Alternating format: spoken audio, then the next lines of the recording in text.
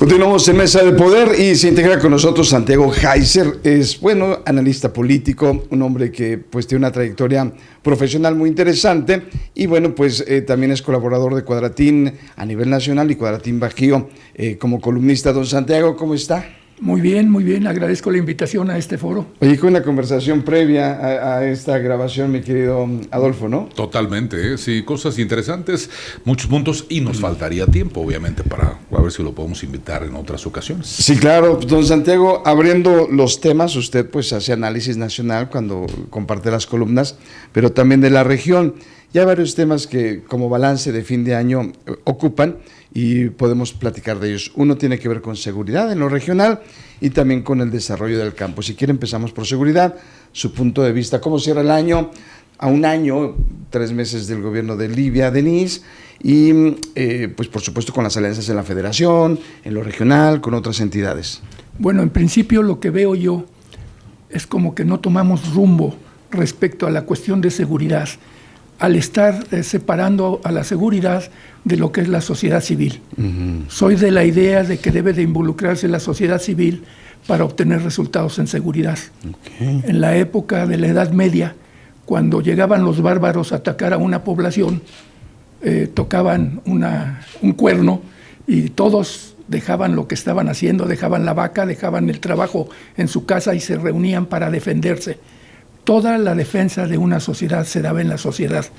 Hoy, con la separación que tenemos de las policías, el ejército, la sociedad civil estamos aislados de la seguridad y creo que eso nos lleva a una crisis de seguridad porque no podemos abordar el problema de manera completa. Uh-huh. ¿Sí?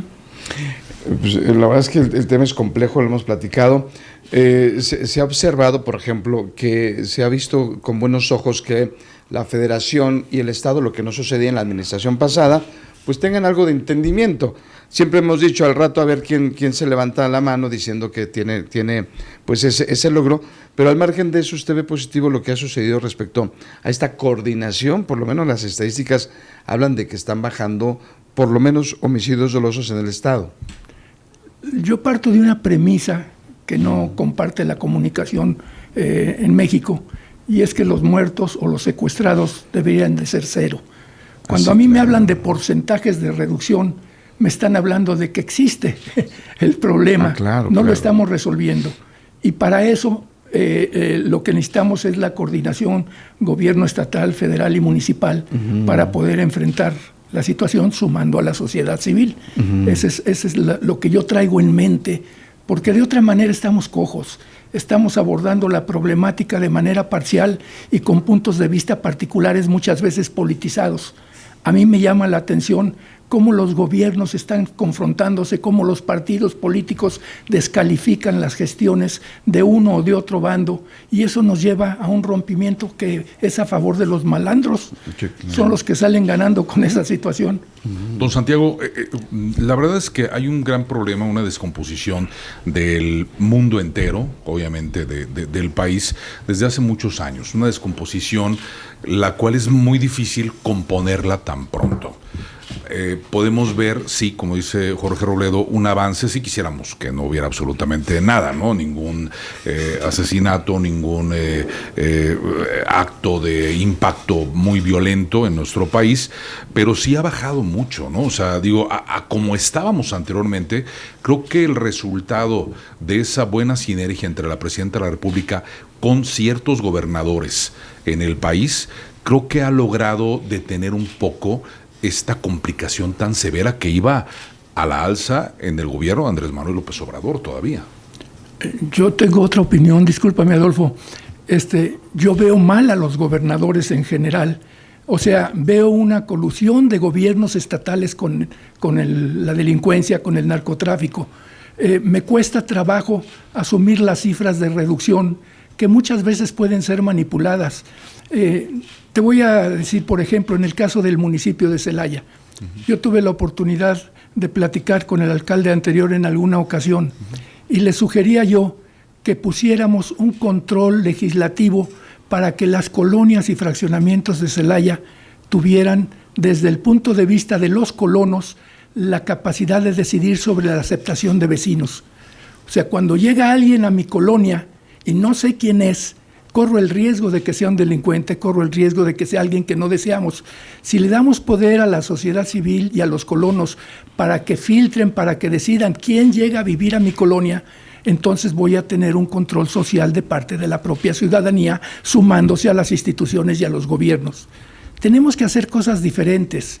Si hacemos lo mismo, pues va a resultar lo mismo, decía por ahí alguno de los filósofos. Pero eso cae en la cancha municipal, es decir, tendría que ser un tema de reglamentación municipal, no escalarlo a un tema de injerencia legislativa. No lo sé. O sea, desconozco en qué momento tienen que entrar las leyes estatales o federales para validar lo que estoy proponiendo, ¿sí? Tenemos una serie de asesinatos a partir de motocicletas. Sí, claro. ¿Por qué seguimos permitiendo que vayan 2 en una motocicleta? O sea, ¿qué pasaría si redujéramos por ley el uso de motocicletas a una sola persona? ¿Quieres trasladarte? Vete para allá.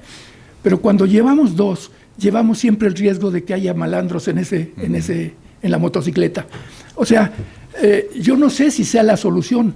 Yo no sé si haya una respuesta social en contra porque prohibamos que anden 2 en una motocicleta.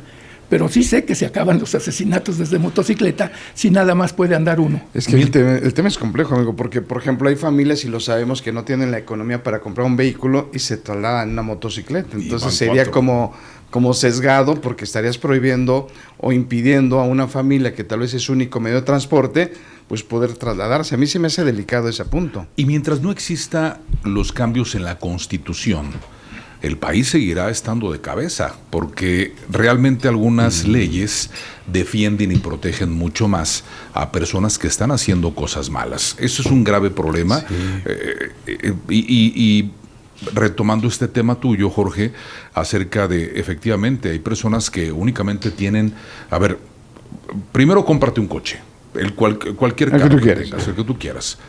Es mantenimiento, es seguro del auto, 1000 cosas. Posterior a eso, también el combustible, la gasolina no es barata, el gasto es mucho mayor. Por eso optar por motocicletas. Lo que estaban queriendo hacer el gobierno, la legislatura del Estado de Guanajuato es que portes en el casco, que muchos no traen casco, portes en el casco tu número de placas que esté totalmente identificado, porque el tema de seguridad en nuestro país y en nuestro estado históricamente ha sido una gran inversión de dinero. En eso no escatiman. Claro.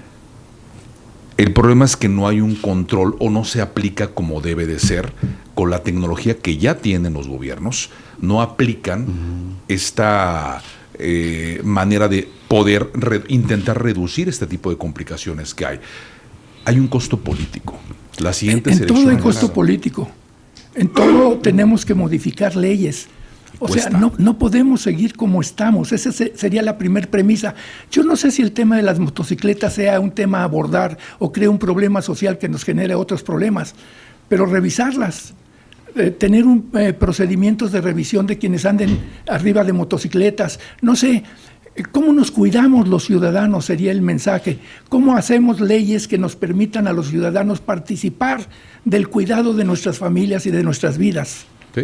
Sí, por ejemplo, recuerdo en Colombia, particularmente en Bogotá, tienen un control de motociclistas desde hace muchos años muy bueno. Hay que recordar que también fue una época muy dura, finales del siglo pasado, donde había sicarios matándose. ¿Por qué? Porque era un tema de guerra de narcotráficos o narcotraficantes contra el mismo gobierno. Pero tienen más de 15 años que tienen una regulación muy sencilla: el casco y la placa atrás con antirreflejante y un chaleco con el mismo número de placa. No lo traes, te bajan. Punto. Es decir, también creo que jugamos a que sí cuidamos y a que hacemos respetar las leyes actuales o los reglamentos actuales, pues no lo estamos haciendo. Sí, tiene costo político siempre, ¿eh? En cuanto aprietan las tuercas del ciudadano, el mismo ciudadano dice, nos vemos en la próxima elección, ¿eh?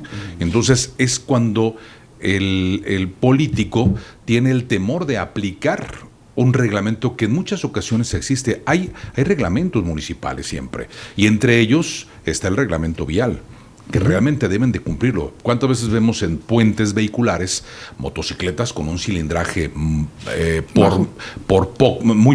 pequeño, y es donde provocan accidentes? la autoridad no hace su trabajo, lamentablemente. Tocas un tema, Adolfo, que me parece esencial en lo que estamos comentando. La corrupción propia del político que prefiere votos a servir a la sociedad. Ese es su problema. Necesitamos nosotros políticos que ejerzan una función de cuidado para la sociedad a la que prometieron servir. En tanto vean por su carrera política, en tanto vean por su interés económico, estamos perdidos como México, que a mis ojos es parte del problema que tenemos hoy en día en México, en Celaya, en Guanajuato.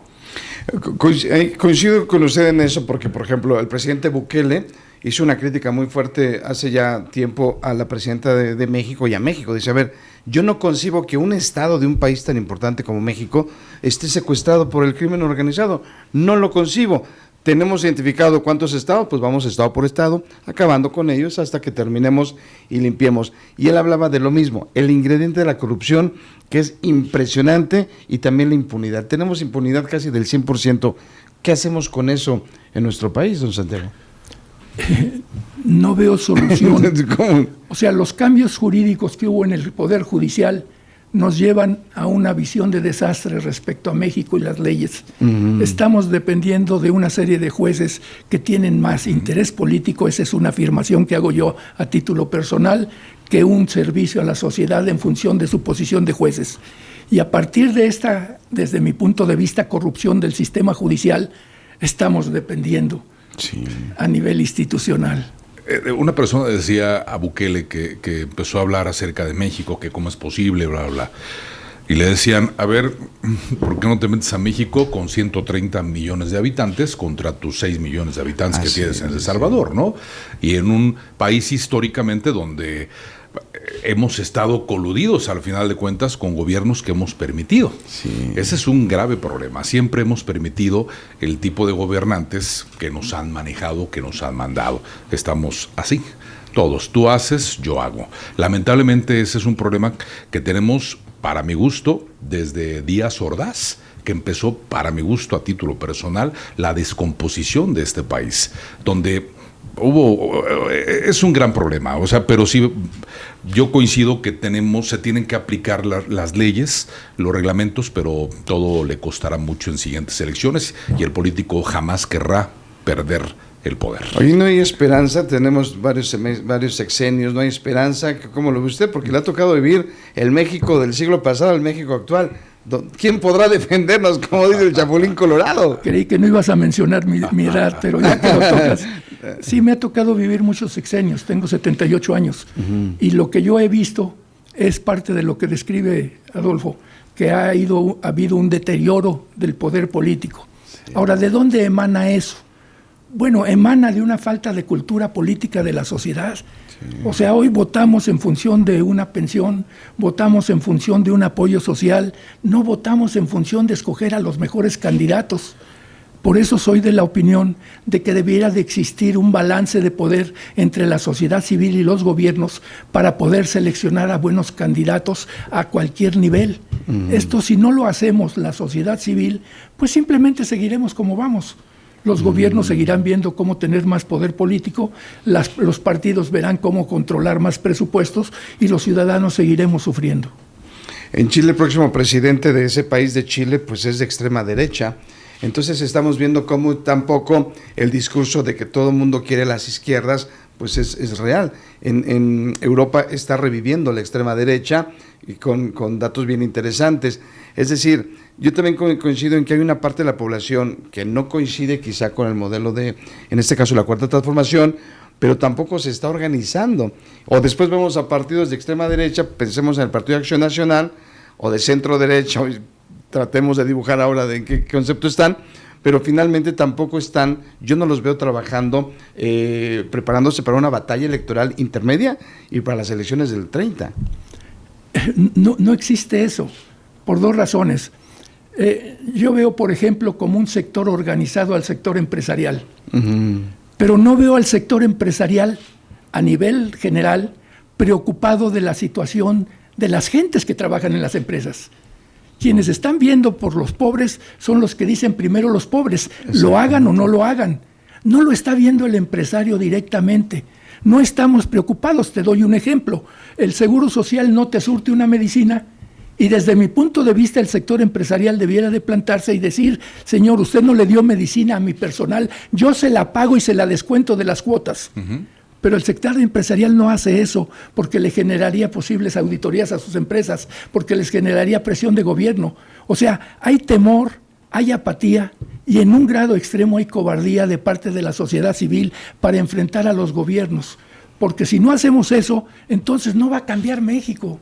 Totalmente, o sea, México no son los gobiernos, México es la sociedad, la democracia es el gobierno del pueblo, por el pueblo y para el pueblo, y no lo estamos haciendo. Se gobierna para los partidos en función de los intereses políticos, muchas veces de políticos corruptos, lo sabemos. Hay una lista de Estados Unidos que le presentaron a la presidenta de todos los gobernadores y políticos ligados a cosas del narcotráfico. Y no hay nadie en la cárcel. Y de un cárcel. plumazo lo desechan. Ah, no, eso simplemente es política barata, ¿no? Cuando eso son investigaciones. Piensa en el general Cienfuegos.